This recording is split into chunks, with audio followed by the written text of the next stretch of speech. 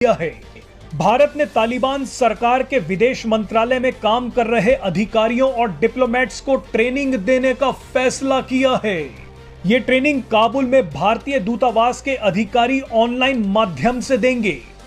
भारत की जिस कूटनीति के चलते पाकिस्तान बर्बाद हो गया, अमेरिका और पश्चिमी देश घुटनों पर आ गए, अब वही कूटनीति तालिबान सीखना चाहता है। सर, इंडिया तो ये कहता है कि वाजपेयी भी आए पाकिस्तान, वो कहते हैं मोदी जी भी आए पाकिस्तान।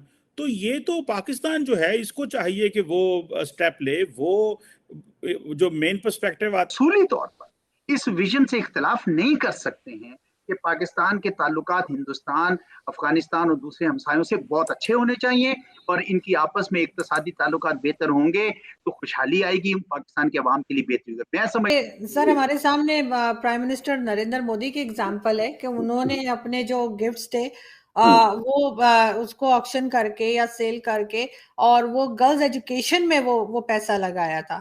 अब इस तरह की कोई एग्जांपल हमारे मिनिस्टर्स अनफॉर्चुनेटली कोई भी नहीं दे। तकलीफ दे बात है, ज्यादा बेइज्जती की बात है, ज्यादा बदनामी की बात है। तो अब दैट इज द डिफरेंस। अब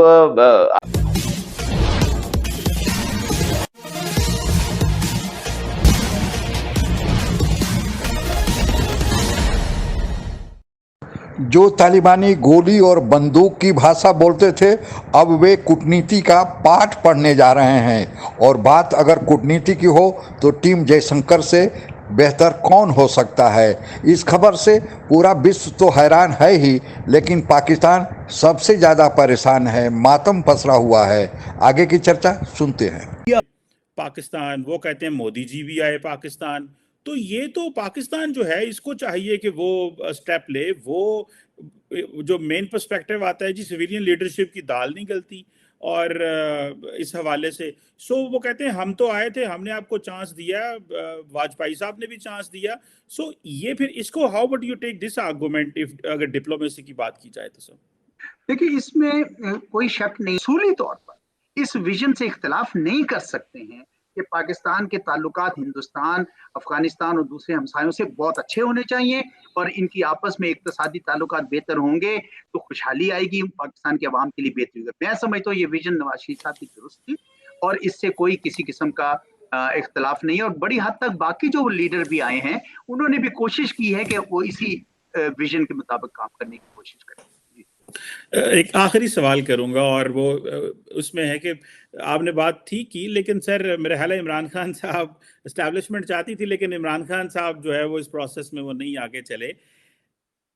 फॉरेन ऑफिस की सर क्या असेसमेंट थी एज ए फॉरेन सेक्रेटरी, जो प्राइम मिनिस्टर मोदी का जो विजिट था कि आनन फानन अफगानिस्तान से आ रहे हैं, जा रहे हैं और कह रहे हैं जी कि I want to stop in, आपकी बर्थडे है, आपकी जो है वो मरियम साहबा की आई थिंक बेटी की शादी थी, तो वो जी रुक रहे हैं और मैं मुबारक देना चाहता हूँ। फॉरेन ऑफिस पाकिस्तान को सोने नहीं देगी। अफगानिस्तान में भारत की मजबूती पाकिस्तान समेत अमेरिका और पश्चिमी देशों को पसंद नहीं आ रही है। अमेरिका और पाकिस्तान जैसे देश अफगानिस्तान में दोबारा अशांति और अस्थिरता लाने की कोशिश कर रहे हैं, लेकिन यहां भारत ने बड़ा कूटनीति लगाई है कि इस वक्त पाकिस्तान का क्या हाल हो रहा होगा। तालिबान के लड़ाके पाकिस्तान को हथियारों से तो मार ही रहे हैं, लेकिन अब अंतरराष्ट्रीय मंच पर कूटनीति से भी मारेंगे। तालिबान को यह ट्रेनिंग अमेरिका से निपटने के लिए भी चाहिए, क्योंकि अमेरिका दोबारा से अफगानिस्तान में सक्रिय होने की कोशिश कर रहा है। बहरहाल आपको बता दें कि तालिबान ने अगस्त 2021 में अफगानिस्तान पर कब्जा करने के बाद से ही भारत के साथ संबंधों को अहमियत दी है। तालिबान के कब्जे से पहले ही भारत ने अपने काबुल दूतावास और बाकी शहरों में महावाणिज्य दूतावासों को खाली कर दिया था, लेकिन तालिबान ने इनकी हिफाजत की और छोटे से छोटे सामान का ध्यान रखा। तालिबान शुरू से ही भारत को सुरक्षा की गारंटी दे रहा है। तालिबान भारत सरकार से बोल रहा है कि वो अफगानिस्तान में अपने रुके हुए प्रोजेक्ट्स को। सर, हमारे सामने प्राइम मिनिस्टर नरेंद्र मोदी की एग्जांपल है कि उन्होंने अपने जो गिफ्ट्स थे उसको ऑक्शन करके या सेल करके और वो गर्ल्स एजुकेशन में वो पैसा लगाया था। अब इस तरह की कोई एग्जांपल हमारे मिनिस्टर्स अनफॉर्चुनेटली कोई भी नहीं दे। तकलीफ दे बात है, ज्यादा बेइज्जती की बात है, ज्यादा बदनामी की बात है। तो अब that is the difference.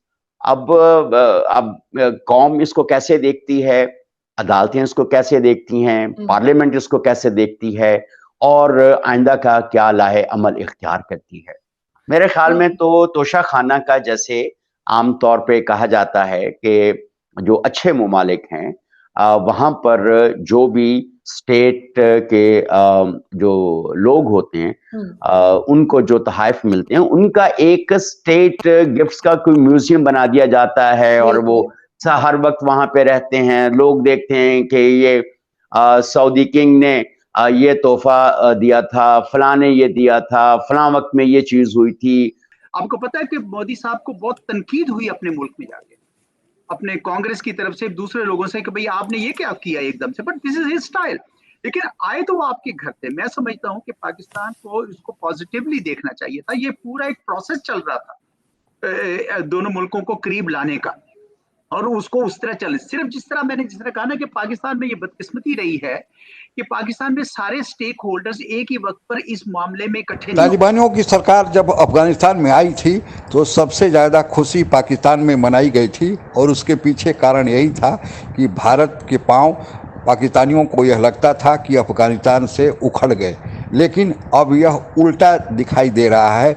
Bharat के पांव ही अफगानिस्तान में जमने लगे हैं और पाकिस्तान ही अफगानिस्तान से आउट हो गया, और तालिबानियों की सरकार और पाकिस्तान सरकार के बीच इतने तनाव बढ़ गए हैं कि आए दिन तालिबानियों की तरफ से जो उनका एक धड़ा टीटीपी है पाकिस्तान में घुसकर आतंकी हमले कर रहा है, चुन चुन कर जो वहाँ के सुरक्षा बल और सेना के जवान हैं उन्हें निशाना बना रहा है।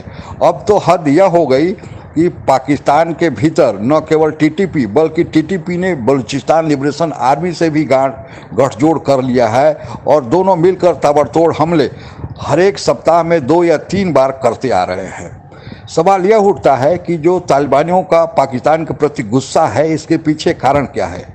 दरअसल यह पाकिस्तान के दोगले रवैये के कारण है। जब तालिबानी अमेरिका के साथ लड़ रहे थे तो पाकिस्तान अमेरिका के साथ भी मिला हुआ था, और हद तो तब हो गई जब तालिबानी के कुछ बड़े नेता भागकर पाकिस्तान में शरण लेना चाहते थे ताकि अमेरिकन बमबारी से बच सके, तो पाकिस्तानी उन्हें पकड़कर पैसे के एवज में अमेरिकनों को लौटा देते थे। यही कारण है कि तालिबानी पाकिस्तान से खार खाए बैठे हैं, और जो पाकिस्तान और अफगानिस्तान के बीच सीमा रेखा डुरन लाइन है, यह तो हमेशा से ही विवाद में रहा है, क्योंकि तालिबानी जो डुरन लाइन है उसे मानते नहीं। उनका कहना है कि पाकिस्तान का चौथा प्रांत खैबर पख्तूनख्वा दरअसल अफगानिस्तान का हिस्सा है। भारत के लिए फ़ायदा यह है कि पहले तो जो भारत अगर अफगानिस्तान में रहेगा तो पाकिस्तान पश्चिमी किनारे से भी डरा रहेगा, क्योंकि भारत उधर से भी अटैक कर सकता है। दूसरा, तालिबान की सरकार के आने के बाद वहाँ पर कई और आतंकी गुट पनाह लिए बैठे हैं, तो भारत के खिलाफ वह अफगानिस्तान की ज़मीन प्रयोग में नहीं होगी। और तीसरा, भारत वहाँ से सेंट्रल एशिया के देशों में जाकर व्यापार कर सकता है, क्योंकि अफगानिस्तान सेंट्रल एशिया का प्रवेश द्वार माना जाता है। यही कारण है कि जब तालिबानियों ने भारत से कूटनीति के सबक लेने, कूटनीति की ट्रेनिंग लेने की बात कही, तो पाकिस्तान में तो मातम पसरना ही था। और अगर दुश्मन के दिल में डर पैदा होता है तो यह कूटनीति की भारी कामयाबी मानी जाती है, और टीम जयशंकर तो इसी के लिए जाने जाते हैं। आज के लिए बस इतना ही। जय हिंद। आप अगर हमसे जुड़ा रहना चाहते हैं तो कृपया मेरे चैनल को सब्सक्राइब करें तथा बेल आइकन भी दबा दें, ताकि नई वीडियो की जानकारी तुरंत आप तक पहुंच जाए। धन्यवाद। जय हिंद।